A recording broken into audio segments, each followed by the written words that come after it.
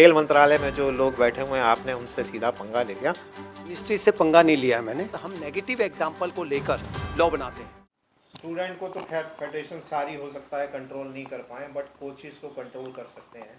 अगर कोचेस आपके साथ नहीं आएंगे, नहीं जुड़ेंगे, तो बच्चे अपने आप ही, क्योंकि कोचेस अगर खाली एक रिस्ट्रिक्ट फील्ड पे रहेंगे, फॉर एग्जांपल मुझे मालूम है आप किस एंगल से बोल रहे हो बट अगर आप उस फॉर्मेट को भी लेते हो तो वो 10% मेंबरशिप है उस फेडरेशन में, 90% विदाउट उस फेडरेशन के रिकॉग्नाइज इंडिया में चलता है वो मार्शल आर्ट, तो वो पार्टिसिपेट कहाँ करेगा? सर मैं बताता हूँ आप देखिए, आप इंडस्ट्री से जुड़े हुए हैं, स्पोर्ट्स की इंडस्ट्री, आप देखिए ये खाली स्पोर्ट्स हिंदुस्तान के अंदर एक ऐसी इंडस्ट्री है, ऐसा सेक्टर है, मैं इंडस्ट्री भी ना कहूँ क्योंकि बहुत सारे लोग ऐसे हैं वो चिढ़ जाते हैं इंडस्ट्री का नाम लेते हैं कि नहीं स्पोर्ट्स में, क्योंकि मुझे पता है कि पहले हम 10 साल पहले जब इंडस्ट्री नाम लेते थे तो लोग बाग कहते थे आपने इंडस्ट्री बना ली है ये वो।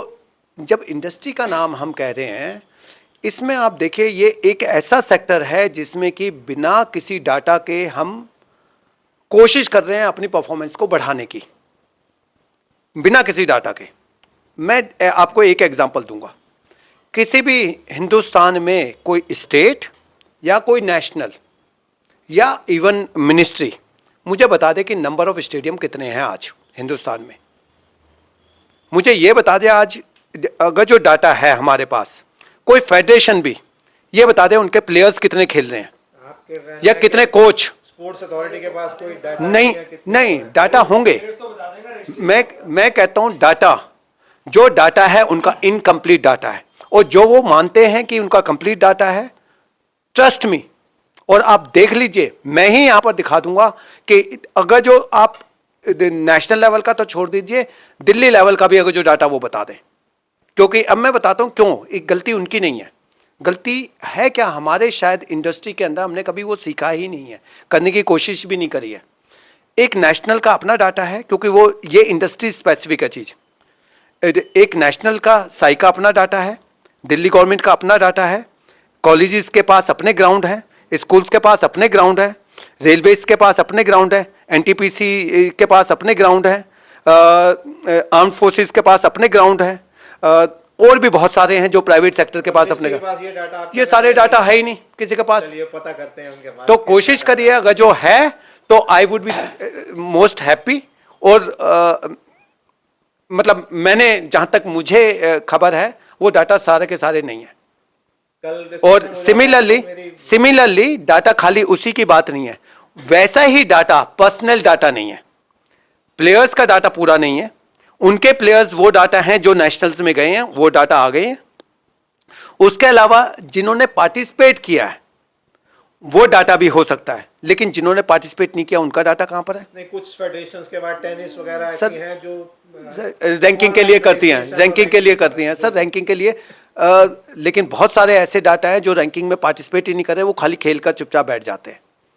मैं मतलब I can give you example, आप DLTA के अंदर चले जाइए, यहाँ के सिंपल आप उनसे पूछ लीजिए, कम से कम अगर जो 100 प्लेयर्स खेल रहे होंगे तो उसमें से कितने ऐसे हैं जो रैंकिंग में पार्टिसिपेट कर रहे हैं, तो आपको एक सैंपल मिल जाएगा। जो मोस्ट ऑर्गेनाइज्ड स्पोर्ट्स है, उस मोस्ट ऑर्गेनाइज्ड स्पोर्ट्स में ये हाल है, तो अनऑर्गेनाइज्ड में क्या होगा? सिमिलरली ऐसी कोचेस का हाल है।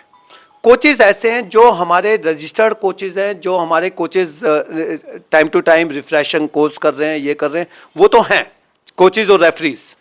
जो कोचेस भूल गए हैं 10 साल 20 साल 25 साल से यहाँ पर कर रहे हैं, उनको ना फेडरेशन याद करती है ना वो फेडरेशन को याद करते हैं। वो बेचारे अपने गांव में जाकर खेती कर रहे होंगे, वो गांव में या अपने शहर में कहीं और नौकरी कर रहे होंगे, उन्हें कोच का पता ही नहीं है, उनको पता ही नहीं है कि इसकी क्या कैपेबिलिटी है और कितनी वो चीज़ है। तो हमारे ऐसे बहुत सारे कोचेज और रेफरीज और प्लेयर्स हैं जिनका पैशन है, पर अनफॉर्चुनेटली उन्हें प्लेटफॉर्म नहीं मिल रहा। तो मैं ये कहूँगा कि फेडरेशन रिस्ट्रिक्शन उन्हीं पर तो लगाएगा जो एक्टिव हैं। बहुत सारे ऐसे हैं जो एक्टिव हैं लेकिन वो उनके साथ अटैच नहीं है। मुझे लगता है ये जो प्लेटफॉर्म है ये एक्सलेंट प्लेटफॉर्म है, ओपन एंडेड है, जितने एक्टिव हैं वो भी आए, जो नहीं है फेडरेशन के साथ वो भी आएंगे। इसलिए हमारे पास जब भी हम कह रहे हैं, जब 2000 हम बच्चे कह रहे हैं कि आकर प्लेयर खेलेंगे, तो वो खेलेंगे। तो आप आइए, मैं रिक्वेस्ट करूंगा आप आइए वहाँ पर, आप देखिए कि कितने प्लेयर्स हैं, और वो players in spite of all kind of restriction from different federations they would be there. Registration close हो चुके हैं आपके? नहीं, रजिस्ट्रेशन हमारी चल रहे हैं। अभी तक कितना रजिस्ट्रेशन हो चुका प्रेसिडेंट साहब बताएंगे। अभी तक हमारे 600 to 700 आ चुके हैं। बाकी भी सेम डे आते हैं ज़्यादातर लोग जो दूर दूर से आते हैं, तो रजिस्ट्रेशन वो उधर ही ऑन द स्पॉट करते हैं। सर कितना एक्सपेक्ट कर रहे हैं आप? 15 to 2000 बोला है, तो 1500 तो करीब आएंगे।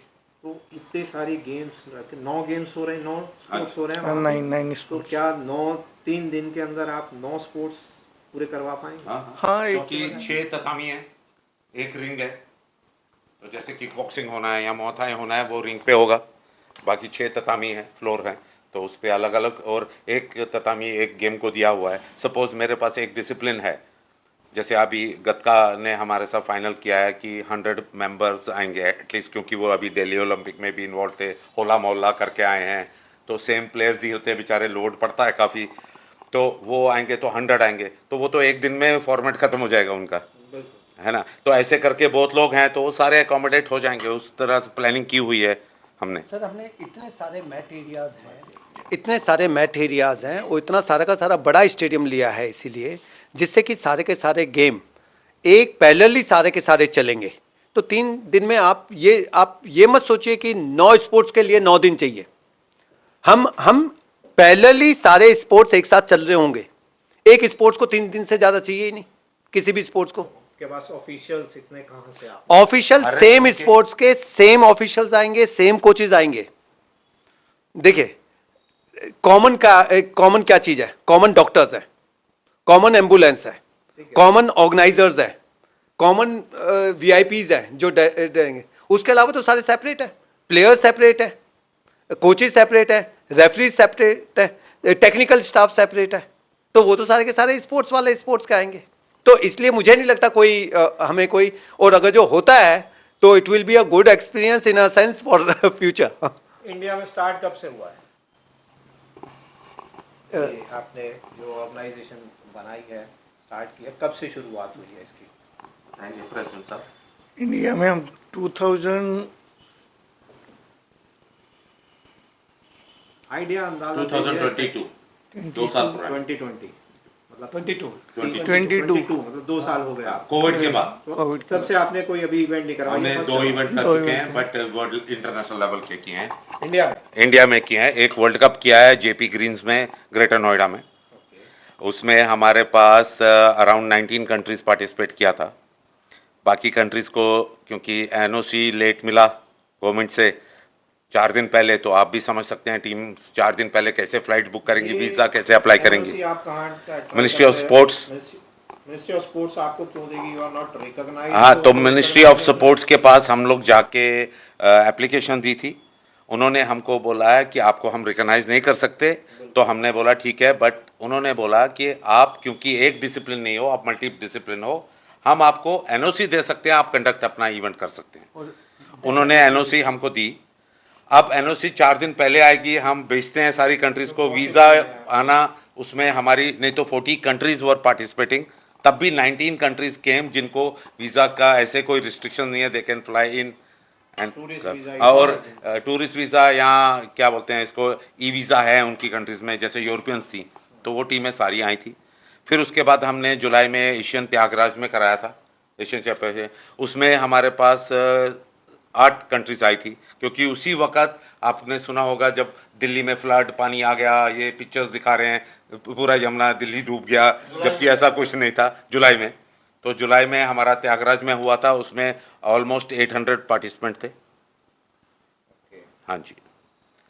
तो अब हम नेशनल फर्स्ट टाइम करा रहे हैं, क्योंकि we are going reverse backwards, क्योंकि एशियन ऑर्गेनाइजेशन कॉन्टिनेंटल पहले रजिस्टर हुई थी यहाँ इंडिया में। ठीक है, वो होता है, हाँ बाकी जी। गेम्स में भी ऐसा तो होता अब है। नेशनल यहाँ जैसे इंडिया में हो गया है, मैं क्योंकि एशिया का चैप्टर देखता हूँ, तो इंडिया में हुआ है, पाकिस्तान हो गया, श्रीलंका हो गया, बांग्लादेश हो गया, इंडोनेशिया हो गया, मलेशिया हो गया, जापान हो गया, साउथ कोरिया हो गया, ये सारी कंट्रीज़ एक्टिव हो गई। आप जॉर्डन हो गया, कजाकिस्तान, उज़्बेकिस्तान, ये सब अभी इसके अंडर। आने वाले 2, 3, 4 साल में कहाँ देखते हैं आप? अभी जैसे हमने अभी ये जो चैम्पियनशिप हम कर रहे हैं नेशनल्स, इस के बाद यहाँ सिलेक्शन होनी है वर्ल्ड चैम्पियनशिप की, इसी चैम्पियनशिप से सारे फॉर्मेट्स की। तो वो अक्टूबर में फ्रैंकफर्ट में जर्मनी में हो रही है 11 to 13 अक्टूबर, उसकी सिलेक्शन अभी होनी है। तो हम देखते हैं कि एक तो participation will increase lot, but more than participate standard will increase. क्योंकि स्टैंडर्ड में जब बोल रहा हूँ, मैं खुद मार्शल आर्टिस्ट हूँ, मैं खुशी उसी फील्ड से आया हूँ जो चैलेंजेस मैंने खुद देखे हैं, हार्डशिप देखी है, और प्लेयर्स और कैसे हम्बल बैकग्राउंड से मोस्ट ऑफ द प्लेयर्स हैं, रिसोर्सेज की कमी है और नॉलेज, ठीक है बहुत अच्छे अच्छे कोचेज़ अब हो गए हैं हमारे पास, बट फिर भी हमारे को अभी लेटेस्ट जैसे हमारे नॉलेज पार्टनर CSR इंडिया में है, वैसे वर्ल्ड वाइड भी ग्लोबली काफ़ी नॉलेज पार्टनर्स हैं, सो दैट हम कैसे बेस्ट से बेस्ट कोचेज़ अपलिफ्टमेंट करें। क्योंकि कोचेज़ अच्छे होंगे, नॉलेज अच्छी आएगी प्लेयर्स पे, नॉलेज अच्छी आएगी, उनका गेम इंप्रूव होगा, गेम इंप्रूव होगा, मेडल टैली वर्ल्ड में इंप्रूव होगी, वेदर इट्स ओलंपिक पार्टिसिपेशन और इंडिविजुअल फेडरेशन पार्टिसिपेशन। जैसे आपने बोला रिस्ट्रिक्शंस हैं जी जो सिलेक्शन होगा, जी, इनकी फंडिंग का कोई सोर्स है या सेल्फ फंडिंग से जाएंगे? अगर वो सेल्फ फंडिंग से जाते हैं जी, और उनकी लिमिटेशंस हैं या बैकग्राउंड ऐसी नहीं है कि पैसा खर्च कर पाएं, इन दैट केस क्या होगा? हम जैसे एज एन ऑर्गेनाइजेशन हम ट्रस्ट हैं और हम सारे नॉर्म्स फॉलो करते हैं गवर्नमेंट के, तो हम पूरी कोशिश कर रहे हैं कॉरपोरेट्स के साथ टाई अप्स करने के लिए, बड़े कंपनीज के साथ, और अपनी तरफ से पूरी कोशिश कर रहे हैं कि वर्ल्ड चैम्पियनशिप में हम फंडिंग, हमको कॉरपोरेट फंडिंग आ जाए, प्योरली जो एक्चुअल्स होंगे टीम के सारे खर्चे निकलें, वो ऑफिशियल्स हों, जो कोचेज़ उनके साथ जाएंगी टीम्स के से हर फॉर्मेट के, या प्लेयर्स उनके लिए। तो अभी तो फिलहाल वही हमारी फंडिंग है, या हम सेल्फ फंडिंग कर रहे हैं टूर्नामेंट कोई भी ऑर्गेनाइज करने के लिए। इसमें आपने बड़ा अच्छा सारी की सारी बात, देखिए सस्टेनेबिलिटी बहुत इम्पोर्टेंट इशू होता है हर एक किसी चीज़ के लिए, और everything boils down to money, कि भाई इकोनॉमिक्स। हम ट्रस्ट है, NGO हैं, तो कोशिश हमारी है कि भाई इस फेडरेशन के अंदर भी एक तो पार्टिसिपेशन फ़ी होगी जो कि हर एक किसी में होती है, और दूसरा हम कोशिश करते हैं इंडस्ट्री से फंड कराने की। CSRI का नाम लिया अभी विक्रम जी ने, वर्ल्ड लेवल पर एक कॉन्सेप्ट होता है हर एक किसी जगह कि जब भी कोई चीज़ होती है, खासकर स्पेशली दूसरे सेक्टर्स में, वहाँ पर एक तो है प्योर इवेंट, स्पोर्ट्स इवेंट, साथ में एक नॉलेज इवेंट भी होता है, जो कि हमारे स्पोर्ट्स में अनफॉर्चुनेटली गायब है टोटली। तो इस बार हमने एक इंटरनेशनल लेवल पर वर्ल्ड चैम्पियनशिप में हमने नॉलेज पार्टनर बनकर CSRI ने उनको सजेस्ट किया है कि एक हम एक्सपो या समिट करें। उस समिट का नाम रखा है कॉम्बैट समिट, और कॉम्बैट समिट का उसका टॉपिक है पूरा का पूरा, उसमें हम डिस्कस कर रहे हैं जैसे global trend in martial art industry क्या है, economic impact of martial art training, school and academy कैसे चलानी चाहिए, तीसरा monetisation strategy for martial art practitioners, coaches को क्या करना चाहिए, इंटरनेशनल रेफरीज को क्या करना चाहिए, इकोनॉमिक इम्पैक्ट ऑफ जब इवेंट करें तो उसका इकोनॉमिक इम्पैक्ट, क्योंकि हमें भी ये देखना पड़ेगा। आई थिंक इन्वेस्टमेंट अपॉर्चुनिटीज़ कहाँ कहाँ पर होती हैं, कैसे होती हैं, ये सारी की सारी चीज़ भी पैरेलली हम करना चाहेंगे, क्योंकि हम देखिए जैसा हमने अभी पहले बताया कि है क्या, यहाँ पर हम स्पोर्ट्स को बड़ी होली काऊ की तरह देखते हैं हर एक चीज़ में, और हम ये सोचते हैं कि ये खाली फंडेड होनी चाहिए गवर्नमेंट से। गवर्नमेंट के पास बड़ा रिस्ट्रिक्टेड अमाउंट होता है, लिमिटेशन है। ये क्रिकेट नहीं है, ये गोल्फ नहीं है, ये इक्विस्टेरियन नहीं है जहाँ पर कि लाइफस्टाइल स्पोर्ट्स और फंडिंग अपने आप आती हैं। यहाँ पर हमें अलग अलग तरीके से अलग अलग अपॉर्चुनिटीज़ देखनी पड़ेंगी और प्रोवाइड करनी पड़ेंगी। तो हम ये कह रहे हैं, लेकिन ये जो प्रोवाइड करने के लिए भी आपको ट्रेनिंग देनी पड़ेगी, फेडरेशन को ट्रेनिंग देनी पड़ेगी, कोचेज़ को ट्रेनिंग देनी पड़ेगी, रेफरीज को, न्यू एंटरप्रेन्योर्स को ट्रेनिंग देनी पड़ेगी। आई थिंक जब तक हम ये चीज़ डिस्कस नहीं करेंगे, एक क्लोज डोर मीटिंग में इंटरेक्टिव सेशन नहीं करेंगे, जब तक ये आएंगी नहीं।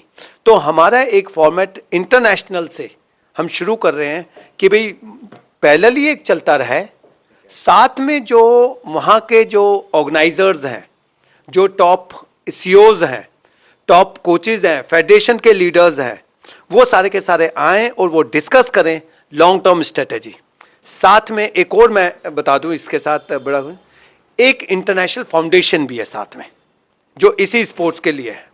वो फाउंडेशन भी उसमें ये कर रहे हैं कि फाउंडेशन जो CSR के लिए, कॉर्पोरेट सोशल रिस्पॉन्सिबिलिटी के लिए इंटरनेशनल लेवल पर काम करे, जो देखे कि भी कहाँ कहाँ पर वो आ जाए, जिससे कि ये सारे के सारे जहाँ जिस कंट्री में, जिस क्लब में, जिस एरिया में फंड की ज़रूरत हो तो कम से कम वहाँ से सपोर्ट सिस्टम मिलता रहे।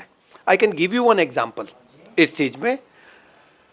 आप देखेंगे कुछ जापानीज स्पोर्ट्स हैं, वहाँ बुडोकान है, एक वहाँ उसको कल्चर की तरह लेते हैं, और वो वहाँ से ऑर्गेनाइजेशन जो भी कंट्री उसको, या जो भी क्लब, या जो भी एकेडमी उसमें चाहें तो वो सीख कर सकती हैं अपने फंडिंग के लिए, और उनको वो देते हैं। तो सिमिलरली हम ये कॉन्सेप्ट दूसरों से सीख कर हम यहाँ पर लाने की कोशिश कर रहे हैं वर्ल्ड लेवल पर भी, जो हमें पता चला है, और उम्मीद है कि भाई ये इंडिया को कुछ मिलेगा। पर ये उम्मीद है, ये फॉर्म अप नहीं है, पर कोशिश है, ये लर्निंग है। चाहिए। मैं एक सवाल पूछूंगा, पहले मैंने अभी पूछा, चलिए इंडिया लेवल पे तो शायद अभी हो सकता है अभी इतने प्लान नहीं हो, बता नहीं पाए। इंटरनेशनल लेवल पे अगले 4-5 साल में आप कहाँ देखते हैं, क्या स्टैंडर्ड, या हम बात करें कि participation level in terms of players, in terms of countries, कहाँ तक? क्वेश्चन बहुत अच्छा है, मगर जैसे इंटरनेशनल पे रिफ्लेक्ट होता है वही नेशन पे रिफ्लेक्ट होता है वर्ल्ड वाइड। जितने स्प्लिट ग्रुप्स आप यहाँ देखते हैं उससे ज़्यादा उधर हैं, ठीक है, उसका रिफ्लेक्शन वही है, नंबर सिर्फ बढ़ जाते हैं। मेरा एक सवाल इसके बाद इसी हाँ, वो नंबर उसी लिए बढ़ जाते हैं। तो अगर हम इंडिया में 10% उसका इफेक्ट देखते हैं तो 90% इफेक्ट वहाँ मिलता है हमको इंटरनेशनली, ग्लोबली की बात कर रहा हूँ। तो वो 90% जो है वो सब उमफ में आता है। मेरे को मतलब वो ग्रोथ की बात कर रहा हूँ, और ग्रोथ की बात है तो जब वो लोगों को participation without any restriction politics मिलता है तो नेशनली प्लेटफॉर्म उनके लिए मिलता है, ग्रोथ हमारी ऑर्गेनाइजेशन के लिए मिलती है। बट सेम टाइम रेटिंग वाले जो फाइटर्स हैं या लेवल ऑफ कोचेस हैं उस लेवल के, वो सारा ग्रुप ज्वाइन करता है तो स्टैंडर्ड ऑटोमेटिकली नॉलेज बैंक से लेकर जो जिसको बोलते हैं हम मोटिवेशनल फैक्टर फॉर एक प्लेयर का हीरो जो है as a fighter in particular martial art sports, वो उधर आपको मिलता है, इजी एक्सेसिबल है। जिसको आप बुला के यहाँ लाखों रुपया नहीं इकट्ठा कर रहे हैं कि उसको आ रहे हैं उसका सेमिनार कर रहे हैं, वो आपको फ्री ऑफ कॉस्ट मिलता है, तो वो बहुत बड़ी बात है। इन टर्म्स ऑफ नंबर्स जो पार्टिसिपेशन है वो कहीं कुछ अंदाज़ा लगाया होगा, प्लान किया होगा इंटरनेशनल फेडरेशन ने कि अगले 3 साल 4 साल 5 साल में हम कहाँ कितने नंबर्स? अब अभी जैसे मेरे को हो गए हैं ऑर्गेनाइजेशन में, एशिया प्रेसिडेंट है तो ऑब्वियसली इंटरनेशनल के पार्ट होंगे, मीटिंग्स अटेंड करते होंगे। लकीली वाइस प्रेसिडेंट इंटरनेशनल भी हूँ, तो उस लेवल पे ये बोल सकता हूँ every year we are growing around 10 to 12%। 5 साल में हम कहाँ पे होंगे, कितने नंबर्स होंगे इंटरनेशनल? अगर हम इन फॉर्म्स ऑफ नंबर देखें, अभी हम बोलते हैं अराउंड, अब करोड़ में, मिलियंस को करोड़ में कोई बात नहीं, आप हिंदी इंडिया करोड़ में चलेगा। वो मिलियन बोलता है क्या? वो 10 मिलियन होते हैं ना, 10 वो मिलियन 10 10 अभी मिलियन। 10 मिलियन था। 10 मिलियन इज 1 तो हाँ 10 मिलियन इज 1 करोड़। हाँ ओके, वो 10 लाख का 1 मिलियन हुआ, जी right. 10 million now we have around I think 12.2 और 12.3 मिलियन मिलियन, मतलब 1.25 करोड़ के आसपास। 1.25 करोड़ गैप मेंबरशिप। गैप और स्पोर्ट अकॉर्ड आप जानते होंगे, अगर आप जी। स्पोर्ट्स इंटरनेशनल उनके कॉम्बैट गेम्स होते हैं जी, कहीं उसका एक पैरेलल वर्जन बनने की कोशिश है? हम कंपेयर कर ही नहीं रहे अपने आप को किसी के साथ। उनको डर लग सकता है, अब किसी अगर को आपका क्या नंबर लगे, बढ़ जाता अब है किसी को क्या लग सकता है उसके बारे में नहीं, आई थिंक नहीं, मुझे देखिए, मैं पहली बात तो इंटरनेशनल में हूँ नहीं, एशिया के में हूँ, पर मुझे लगता है मतलब आई थिंक ये ऐसा प्लेटफॉर्म है और ऐसी चीज़ें चल रही हैं जो मैंने बताया कि क्रेडिबिलिटी, इसमें कोई हम किसी से compete नहीं करने की कोशिश कर रहे हैं। और इसके अंदर हम सपोर्ट कर रहे हैं स्पोर्ट्स को पॉपुलराइज करने में, कि जहाँ पर वो करा रहे हैं वो तो करा ही रहे हैं, वो उनकी स्टैंडिंग है, उनका सब कुछ है, और जहाँ पर उनका गैप है आई थिंक वो गैप हम फिल करेंगे, और वो गैप फिल होते होते अगर जो बड़ा होता है तो I am sure, I mean they will be more than happy to work with us. क्योंकि किसी स्टेज पर ऐसा जी। लग सकता है कि नंबर्स बढ़ते हैं, उनको एक लग सकता है, हालांकि बहुत बड़ी जी, ऑर्गेनाइजेशन है जी, गैप और जी। स्पोर्ट का, बट ऐसा हो सकता है कि क्योंकि कॉम्बैट गेम्स, तफीसा ने भी गेम स्टार्ट कर दिया, पहले नहीं करवाते थे, जी। अभी करवाने लगे हैं। वी आर पार्ट ऑफ तफीसा। मैं काफ़ी टाइम से जुड़ा रहा था जी। तफीसा, आज के जो प्रेसिडेंट हैं वो मेरे दोस्त हैं, सेक्रेटरी भी मेरे दोस्त हैं दोनों तफीसा में। तो कहीं उनको ये लग सकता है कि यार, क्योंकि मैं आपको बताता हूँ जितने मेरे, क्योंकि मैं इंटरनेशनल बॉडी के साथ जुड़ा रहा हूँ और मेरी रिस्पॉन्सिबिलिटी थी आईओसी से डील करना एंड गैप से डील करना, तो मुझे वो कुछ चीज़ें मालूम है। और इंटरनेशनल में ये हुआ था कि इंटरनेशनल ओलंपिक कमेटी को जो गैप थी वो एक कहीं खतरा लगा कि ये बड़ी होती जा रही है, और कुछ इंसल्ट भी की थी इंटरनेशनल प्रेसिडेंट की, एक प्राउड फीलिंग आ गई थी उन प्रेसिडेंट में, तो इंटरनेशनल ओलंपिक कमेटी के प्रेसिडेंट की कुछ इंसल्ट कर दी थी स्टेज से ही। तो वहाँ पे पॉलिटिक्स ये हुई कि उन्होंने गैप ही ख़त्म करवा दी, आज गैप ख़त्म हो चुकी है। तो ये इंटरनेशनल लेवल पे भी पॉलिटिक्स चलती है, तो कहीं ऐसा तो नहीं कि, मैं कह नहीं सकता क्योंकि मैं अभी हालांकि ज़्यादा जानता नहीं हूँ आपके ऑर्गेनाइजेशन के बारे में, कहीं वो लेवल इतना बड़ा हो जाए कि स्पोर्ट अकॉर्ड और वो सब लोग जो हैं वो आपकी ऑर्गेनाइजेशन ख़त्म करने में लगेंगे। I don't think so, I don't think so, क्योंकि हमारा ऐसा कोई एम ही नहीं है। हमको किसी भी मार्शल आर्ट ऑर्गेनाइजेशन को हमसे डरने की ज़रूरत नहीं है, अगर आप उस पॉइंट ऑफ व्यू से बोल रहे हो। हमारा एम टोटल, जैसे मैंने बताया, 3 सेक्टर है कि अच्छा लेवल बढ़ाना, उससे और अच्छा लेवल बढ़ाना और सबसे अच्छा लेवल बढ़ाना। तो हमारे पास टाइम ही नहीं है किसी के साथ compete कर रहे हैं, हम ना करना चाहते हैं। तो focus is player, coaches, referees, जजेस, इनके लेवल बढ़ने चाहिए, दैट्स इट। राजपाल जी, आपसे एक क्वेश्चन, क्योंकि आप जुड़े हुए हैं, आज आप इंडिया में स्पोर्ट्स को जो एनवायरनमेंट है, कहाँ देखते हो कि इतने फेडरेशंस आपस में लड़ाई झगड़ा, और मिनिस्ट्री को एक मौका मिल जाता है और आईओए को इंस्ट्रक्शन दे के एडॉक कमेटी बना दी जाती है, क्या किस डायरेक्शन में जा रहा है ये सारा स्पोर्ट्स जो है इंडिया में? ये बड़ा दुख की बात है कि भाई स्पोर्ट्स के अंदर, लेकिन मुझे लगता है कि स्पोर्ट्स को ना अंडरस्टैंड करने के लिए एक आपको अलग वो चाहिए, क्योंकि स्पोर्ट्स लाइक वो अलग सेक्टर के, वो और सेक्टर की तरह नहीं है, वो एग्रीकल्चर की तरह नहीं है, वो फाइनेंस की तरह नहीं है, वो टेलीकम्युनिकेशन की तरह नहीं है। स्पोर्ट्स का जो ड्राइव होता है, स्पोर्ट्स वो इंटरनेशनल से ड्राइव होता है। ये सेक्टर हैं जो ग्राउंड से ड्राइव होते हैं, नेशनल डिसाइड करता है और फिर इंटरनेशनल में जाना चाहते हैं। आप कोई भी पॉलिसी देख लीजिए, लेकिन इंटरनेशनल में डिफरेंट है। इंटरनेशनल बॉडी रिकॉग्नाइज करेगी आपकी इंडिया को, वो रूल चलेगा, वो गवर्नमेंट का रूल नहीं चलेगा, उसमें आईओए का रूल नहीं चलेगा, उसमें ये नहीं चलेगा। और फिर उसके बाद उसी संदर्भ में हमारे जो बॉडी हैं, मिनिस्ट्री है, आईओए है, उनको समझ आना चाहिए। इसीलिए हम स्पोर्ट्स में कहते हैं कि 4 पिलर्स हैं, और चारों के चारों पिलर्स बहुत इंपॉर्टेंट पिलर्स हैं। उसके अंदर है, जैसे पहला पिलर हो गया ओलंपिक एसोसिएशन, दूसरा पिलर हो गया फेडरेशन, तीसरा पिलर हो गया फेडरेशन, मिनिस्ट्री एंड साई। और इन चारों को एक दूसरे के पहले तो हमें समझ आना चाहिए, रिस्पॉन्सिबिलिटी और अकाउंटेबिलिटी समझ आनी चाहिए, और एक दूसरे के चीज़ को रिस्पेक्ट करें। एक तो ये, पर साथ में स्पोर्ट्स कोड आया, स्पोर्ट्स कोड शुरू किया, पर स्पोर्ट्स कोड के अंदर अगर जो मुझे लग रहा है कि अब ये जो स्पोर्ट्स कोड है वो नेशनल लेवल पर इम्प्लीमेंट हुआ है। स्पोर्ट्स हमारा कहाँ पर है? स्टेट लेवल सब्जेक्ट है जो देखें। तो हमारी CSRI की भी एक रिक्वेस्ट है, बहुत सालों से हम कर रहे हैं, रिप्रेजेंटेशन भेजा है। पुरानी रिप्रेजेंटेशन में उसके अंदर हमने मिनिस्ट्री से भी और PMO में भी लेटर भेजा था कि इसको कंकरेंट लिस्ट में लेकर आए। तो सबसे पहले तो जिससे कि स्टेट और नेशनल, क्योंकि एक तरफ हमारा नेशनल लेवल पर गुडविल और हमारी रिकॉग्निशन स्टेक पर होती है, बिल्कुल चाहे बेशक से ये नेशनल स्टेट लेवल करती है, तो हमें कुछ जो, क्योंकि इंटरनेशनल लेवल पर अगर जो मेडल ना आए तो सबको दुख होता है, सबको दुख होता है, और अगर जो आता है तो सबके एक सीना चौड़ा होता है। तो इस करके इसको कंकरेंट लिस्ट में डाला जाए, जिससे कि एक स्टेट और नेशनल लेवल बैठकर वो करे।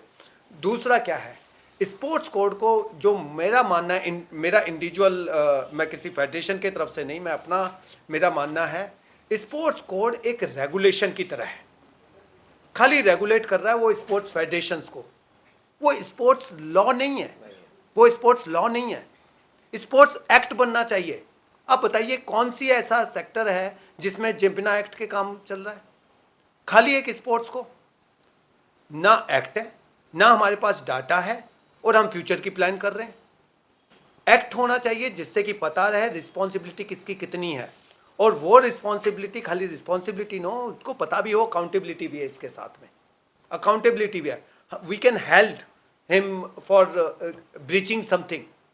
अभी क्या है, अभी किसी के पास रिस्पॉन्सिबिलिटी नहीं है कि नहीं है तो नहीं है भाई। अगर जो साई के अंदर या मिनिस्ट्री के अंदर या फेडरेशन के अंदर नहीं कर रहे, कोई कुछ कर ही नहीं सकता। ज़्यादा क्या है, चुपचाप बैठ जाएंगे।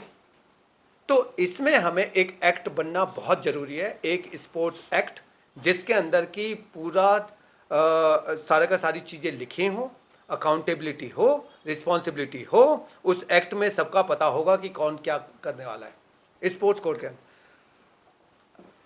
अब इसी के कारण ये बहुत सारे कन्फ्लिक्ट आते हैं। इसके अंदर स्पोर्ट्स कोड है, स्पोर्ट्स कोड के अंदर लोगों को नॉलेज ही नहीं है, फेडरेशंस को खुद को नॉलेज नहीं है।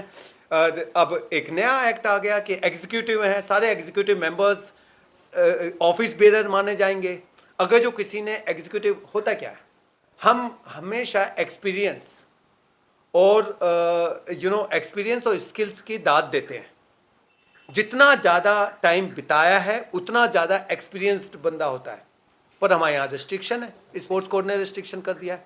अगर जो एक यंगस्टर कोई आता है, वो कहता है कि भैया मैं नेशनल स्टेट लेवल में मैंने कुछ काम किया है, अब मैं नेशनल लेवल पर काम करना चाहता हूँ, फेडरेशन लेवल पर, और वो आकर फेडरेशन लेवल पर, उसको सीधा सेक्रेटरी जनरल तो बनाएंगे नहीं, या प्रेसिडेंट नहीं बनाएंगे, बनाना भी नहीं चाहिए, उसे एक्सपीरियंस मिलना चाहिए। उसको कैसे लाएंगे? एग्जीक्यूटिव मेंबर लेकर आएंगे।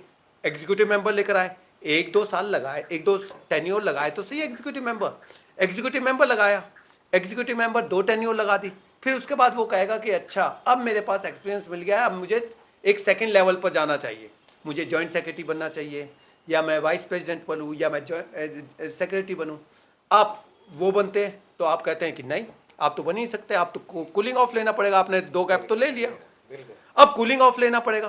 सपोज आपने एक और टेन्योर ले लिया, कूलिंग ऑफ के बाद भी एक टेन्योर ले लिया, उसके बाद पूरी जिंदगी के लिए आप आउट, क्योंकि आपका स्पोर्ट्स कोड 3 बार से ज़्यादा अलाउ नहीं करता। तो इसका मतलब जो हमारे एक्सपीरियंस्ड प्लेयर हैं वो तो आए नहीं तो हमारा फेडरेशन कौन चलाएगा? हमारे सेक्रेटरी जनरल कौन है? हमारे प्रेसिडेंट कौन बनेगा? आप प्लेयर की बात कर रहे हैं, प्लेयर कौन होगा हमारा? मतलब जब तक वो आते हैं, जब तक हम सिखाने की कोशिश कर रहे हैं, हम ये कर रहे हैं, आप टेन्योर खत्म कर दिया। तो ये टेन्योरशिप जो कुछ महीनों से और सालों से आई है कि सब पर रेस्ट्रिक्शन लगा दिया, I think I am not agree with that. I would like to see only 3 parts, president जो पहले था, प्रेसिडेंट, जनरल सेक्रेटरी, और ये these are all and treasurer जो क्रूशल हैं। इसके ऊपर ये 3 साल का टेन्योर, 3 टेन्योर का हो, ये हो, बहुत अच्छी बात है।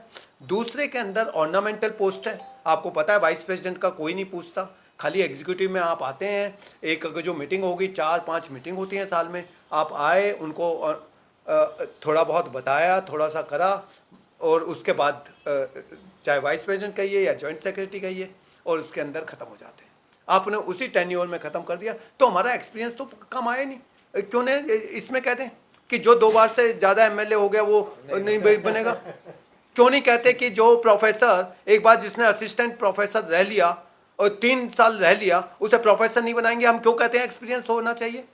क्यों कहते हैं कि जो डॉक्टर एक बार कर लिया, जो डॉक्टर इतना रह लिया, उसको हम हेड ऑफ द डिपार्टमेंट नहीं बनाएंगे? क्यों नहीं बनाएंगे? सीएम और पीएम भी नहीं तो जब हम एक्सपीरियंस को कहते हैं कि जी ये इस 7 बार से ज़्यादा एमएलए रहे हैं, इन्हें एक्सपीरियंस है, इस करके ये पीएम होना चाहिए।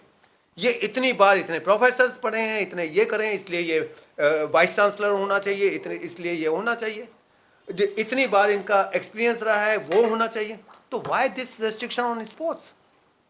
ये रेस्ट्रिक्शन तभी आए हैं क्योंकि जिन्होंने भी एक्ट बनाया है, ड्यू रिस्पेक्ट टू देम, इधर दे डोंट नो स्पोर्ट्स और they don't know administration of sports. This is my personal view. आपने जो खेल मंत्रालय में जो लोग बैठे हुए हैं, आपने उनसे सीधा पंगा ले लिया। चलिए, मेरे पास तो बहुत सवाल है, सारा दिन भी अगर हम बैठे रहेंगे तो मेरे सवाल नहीं खत्म होंगे। आपके जो लोग बैठे हुए हैं वो थोड़ा परेशान होते हैं। जाते जाते ये बता दीजिए कि अगर लोग आपसे जुड़ना चाहें, कैसे, कहाँ संपर्क कर सकते हैं? सीधा कांटेक्ट कर सकते हैं हम लोगों को। हम फ़ोन नंबर आपके साथ शेयर कर देते हैं या मैं बोल देता हूँ आपके माध्यम से। इट्स 9650267555। मेरा नाम डॉक्टर विक्रम कपूर है। कभी भी व्हाट्सअप कर लीजिए, मैं कॉल बैक कर दूंगा अगर नहीं उठाता।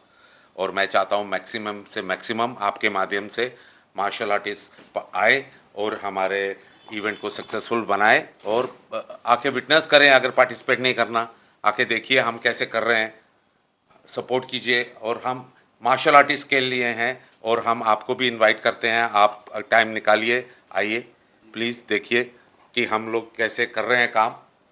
Thank you very much. अच्छा, मैं नहीं, थोड़ा सा ऐड करना चाहूँगा। जो आपने कहा कि स्पोर्ट्स से मैंने नहीं, मिनिस्ट्री से पंगा नहीं लिया मैंने।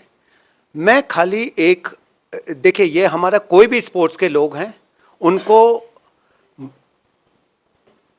सही बात बताना चाहिए।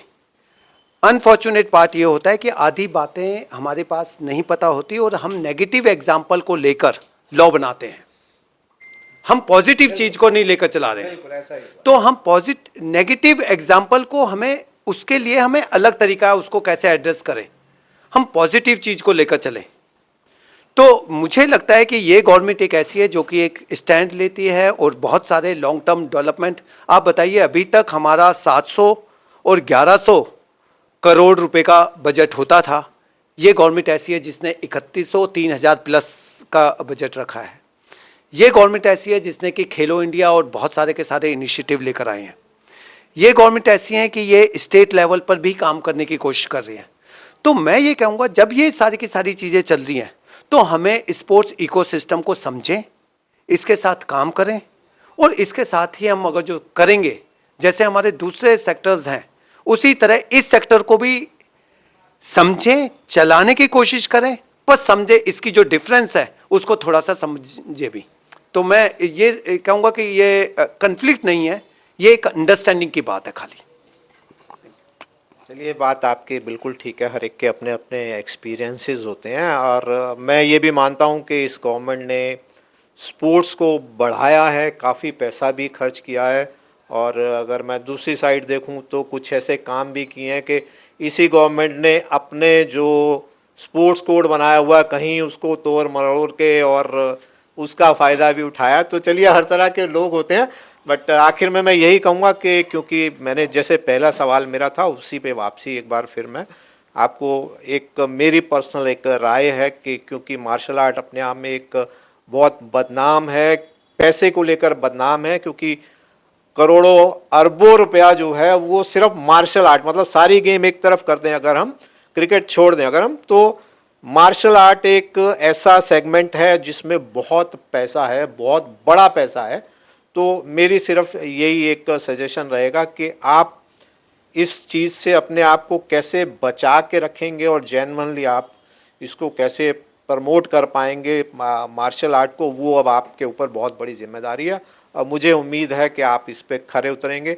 हमारी बहुत बहुत शुभकामनाएं आपने टूर्नामेंट के लिए। बहुत बहुत शुक्रिया, धन्यवाद। Thank you.